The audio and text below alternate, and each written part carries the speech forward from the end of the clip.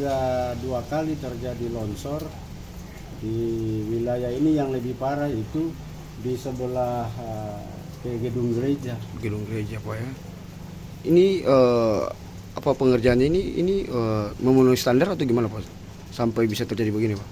Memang kalau dilihat dari yang sudah jadi, memang kalau sesuai dengan standar pemerintah mungkin saja memenuhi standar, tetapi yang kerja di lapangan ini mungkin saja ada hal-hal yang tidak terselesaikan, dan karena itu meninggalkan pekerjaan baru sebenarnya itu untuk menangani longsor yang ada.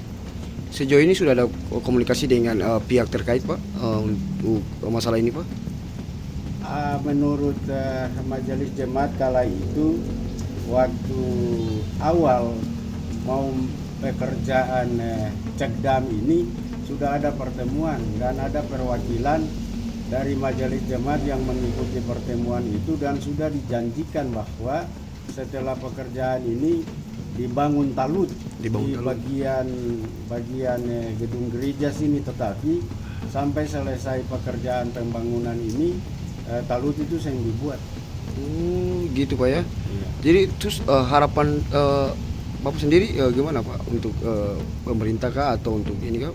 Iya, terkait dengan harapan ini karena memang di wilayah ini ada gedung gereja Petra, dan karena itu memang ketong gereja butuh sekali untuk ada penanganan selanjutnya terkait dengan rawan longsor ini, karena memang kalau tidak penanganan sesegera mungkin akan terjadi longsor dan bisa saja sampai ke gedung gereja, dan saat ini memang gedung gereja sudah terancam sebenarnya.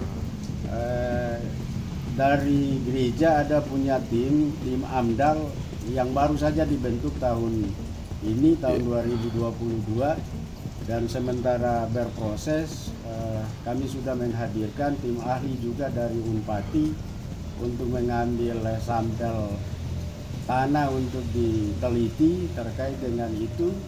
Setelah itu akan disurati kepada pemerintah. Oke, siap Pak. Terima kasih sudah nonton. Jangan lupa like, subscribe, dan share ya.